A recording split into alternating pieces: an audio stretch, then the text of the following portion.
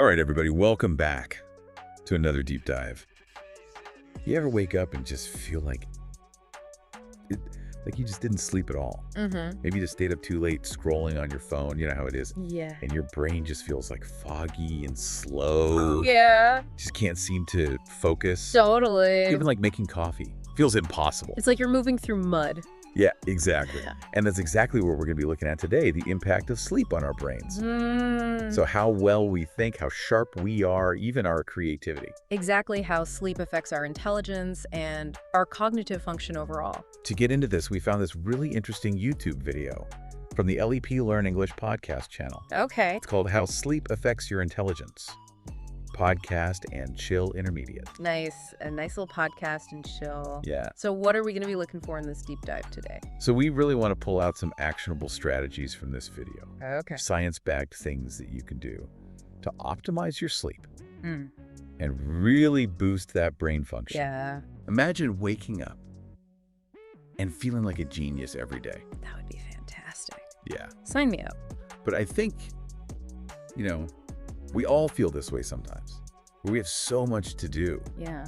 And sleep just feels like this huge chunk of wasted time. Oh, for sure. Especially, in today's busy world, everybody's trying to do so much. You're just lying there, you're not doing anything. Uh-huh. Can't we just power through with caffeine? Yeah, you would think so, right? Right. But it turns out that's really a misconception. Okay. Sleep is not just this passive state. It's a period where our brain is super active. Okay. Really important things are happening for our brain when we're sleeping. So it's not just, like replaying embarrassing moments from years ago on a loop. Oh, that might happen sometimes. Okay. But more importantly, things like memory consolidation are happening. What's that? So your brain is basically taking all the information that you learned during the day and organizing it, storing it away. And it's also super important for problem solving and creativity. So it's like almost like a background process. Yeah, exactly. It's going on while we're Sleeping.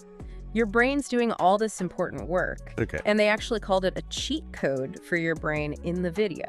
I like that. Yeah. And they highlighted this thing called the REM stage. What was that? So REM stands for Rapid Eye Movement Sleep.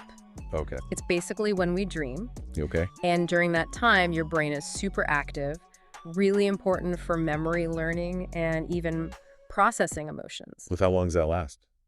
So it usually starts about 90 minutes after you fall asleep. Okay. And then it happens a few times throughout the night, getting longer as the night goes on, Okay. especially in those early morning hours. It's funny because I've definitely had those moments where I've been struggling with a problem all day long. Yeah. And then I wake up and it's like, boom, the solution just pops into my head. Right. It's like magic. Yeah, exactly. But it's your brain continuing to work on those things while you were sleeping. Yeah, I guess so. Amazing, right? And it's not just thinking clearly. It affects our emotions too. Yeah, big time. Right? Like when you haven't slept enough, Yeah. everything just feels so much worse. Yeah, you're more irritable. You're more easily frustrated. Exactly. Everything is just harder. The video had this funny story about someone almost crying because they couldn't find a sock Oh, no. after being awake for like 2 days straight. I can totally see that happening. Yeah, me too. When you're sleep deprived, you're just not yourself. Yeah, definitely not. But it's not all fun and games. There are some serious consequences to not sleeping enough. Okay. They actually shared some pretty scary statistics in the video. Like what? So the American Heart Association found that people who consistently sleep less than 5 hours a night, they have a 3 times higher risk of stroke. What? Compared to people who get around 7 hours. That's huge. Yeah, it's a big deal. And then Harvard Medical School found that adults who regularly sleep less than 6 hours, Yeah. they have like a 200% increased risk Wow. of developing depression and anxiety. So basically double the risk. Pretty much, yeah. That's intense. It's serious stuff. Okay, I'm definitely rethinking those late nights now. It's something to think about, for sure. But just telling someone get more sleep Right. isn't really helpful. It's not enough. We need to know how to make that sleep count. Exactly. We need those actionable strategies. Okay, so let's get into those science-backed sleep hacks. All right, let's do it. The first one they talked about was blue light. Yeah. Think about how many of us are staring at screens all evening, Oh, yeah. Phones, tablets, computers. right until we go to sleep. It's so easy to get sucked in. Oh yeah, one more video, one more article. And suddenly it's 2 in the morning. Yeah, exactly. So what they explained in the video is that this blue light, that comes from these devices. Okay. It actually tricks your brain into thinking it's still daytime. Oh, really? Yeah, so it messes with your melatonin production. Melatonin is a hormone that helps you sleep. It signals to your body that it's time to wind down. And so when you're exposed to this blue light, it takes you longer to fall asleep. Okay. The quality of your sleep is worse. Huh. And you just wake up feeling groggy. That makes a lot of sense. Yeah, it's a big problem. So are we supposed to, like, ban all screens from the bedroom? Well, that would be ideal. But they had some more practical tips. Okay, like what? So using night mode on your devices, Okay. that can help because it reduces the amount of blue light. Okay. But even better is putting your phone down completely, like 30 minutes before bed. 30 minutes. Yeah. That seems like a long time. It can feel like a long time, but it's worth it. You can start with small changes, Uh-huh. maybe 15 minutes at first. Okay. And they also mentioned blue light blocking glasses, Okay. especially if you really can't disconnect from your devices before bed. So the main thing is just to, like, minimize that blue light. Exactly. Okay, scrolling before bed, got it. There. But then what am I supposed to do in those 30 minutes before bed? Yeah, good question. Just lie there and, like, Yeah, worry about everything. definitely not.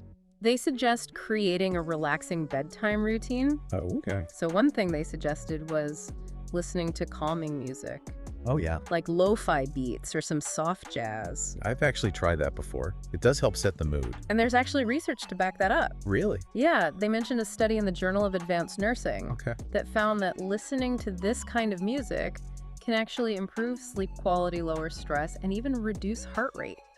Wow, that's amazing. It's pretty cool. Okay, what else did they suggest? Another thing they suggested was journaling. Okay. Not like pages and pages, just like jotting down 3 good things that happened during the day. That's nice. Yeah, so you're focusing on the positives instead of dwelling on all the things that are stressing you out. It's like a little gratitude practice before bed. Exactly. Okay, I like So that helps to kind of unplug your brain before you sleep. Yeah. Okay, what's the next key? The next key is consistency, Okay. especially with your sleep schedule. Oh boy. Yeah, they really emphasize waking up at the same time every day. Even on weekends. Even on weekends. I know it's tough. It's so hard. But it's so important because when you maintain that regular sleep schedule, Okay. your body's internal clock gets in sync. It's called the circadian rhythm, right? Exactly. Um, So it becomes much easier to fall asleep at night and wake up feeling refreshed. But sleeping in on the weekends feels so good. I know it does, but it can actually throw off your sleep cycle. Really? Yeah, so you might have trouble falling asleep on Sunday night, and then Monday morning, you're just a mess. Oh, that's so true. So they suggested a more manageable approach, maybe waking up just an hour later on weekends An hour. Okay. instead of like 3 or 4. Okay. I think I can aim for that. Baby steps. What about the bedroom itself? Yeah, your sleep environment is super important. My bedroom is kind of a mess. Well, they said to think of your bedroom as like a 5-star hotel room Okay. designed for sleep. I like that. Yeah, so it should be dark and quiet. They suggested blackout curtains Okay. to block out any unwanted light. And if noise is an issue, a white noise machine or even earplugs can be helpful. A 5-star sleep environment. Exactly. Okay. I need to work on that. It makes a big difference. Now let's talk about food. Yeah, I'm sure what I eat affects my sleep too. definitely. Probably shouldn't be snacking late at night. Probably not the best idea. Okay. They also mentioned caffeine. Uh-oh. Yeah, avoid caffeine late in the day. Like how late? They said it can stay in your system for up to 6 hours. 6 hours. Yeah, so that afternoon coffee might be keeping you up at night. My 3 p.m. latte is not happy to hear this. It's all about finding what works best for you, Okay. but it's definitely something to be mindful of. Okay. No more late afternoon caffeine. But they did recommend foods that are rich in magnesium and melatonin. Oh, that sounds good. Yeah, things like bananas, almonds, or even chamomile tea before bed. Those all sound pretty good. They can help you relax and fall asleep. Okay. I'm going to try that. Good. Now, they also mentioned this thing called sleep compression. Yeah, that's a good one. What is that? So basically, it's about training your body Okay. to get high quality sleep in a shorter amount of time. Okay. Instead of spending like 9 hours in bed, but only actually sleeping for 6, Yeah. you're trying to increase that percentage of time that you're actually asleep. So like being more efficient with your sleep. Exactly. Okay. It's about quality over quantity. I like that. So you stick to a really strict sleep schedule. Okay. And you avoid those long daytime naps. So it's like sleeping smarter, not longer. Exactly. Okay, so we're focusing that sleep energy. Yes. The video also had some sleep hacks for specific situations. Yeah, they had some good ones. Like what? So, for example, if you're trying to memorize something, Okay. like for a presentation or a test, they said to review that material right before bed. Really? Yeah, because your brain will actually work on consolidating that information Wow. while you're sleeping. So it's like studying in your sleep. Kinda, yeah. That's cool. And they had some tips for creativity, too. Okay. So they said that REM sleep is really important for fostering creativity because your brain is making all these connections between different ideas. Okay. And they even said that a lot of famous inventors and artists have had breakthroughs in their dreams. Wow, that's amazing. So if you're feeling stuck on a project, maybe a good night's sleep is all you need. Interesting. But the key is to get complete sleep cycles so those REM stages can really do their thing. So a quick nap isn't going to cut it. Probably not. But what if you've had a terrible night's sleep and you just have to function? Yeah, I've been there. Is there anything you can do? They did mention power naps, Okay. like 20 minutes or so, Okay. just to boost your alertness. And they had this really cool trick. What's that? They called it a caffeine nap. A caffeine nap. Yeah, so you drink a cup of coffee, and then you take a 20-minute nap. Okay. By the time you wake up, the caffeine is kicking in. And you've also had the benefit of the nap. So it's like double the boost. Exactly. We have to try that. That's a good one. Okay, so the video also had some useful phrases. Yeah. Let's go over those. Okay. So the first one was mess up. Yeah. Like when you mess up your sleep schedule. Exactly. Like, I really messed up my sleep schedule this weekend. Yep. Been there. And then there's feel like a zombie, Oh, yeah. which perfectly describes how you feel after a bad night's sleep. Totally. And then there's cheat code, Right. which is like a trick or a hack that makes something easier. Yeah, like that caffeine nap. Exactly. Or even just like drinking water first thing in the morning That's a good one, too. to wake up. Yeah. Okay, and then there's stick to a schedule, Yeah. So important. which is all about being consistent, especially with your sleep. Right. It helps regulate your body's natural rhythms. And finally, turn into a habit.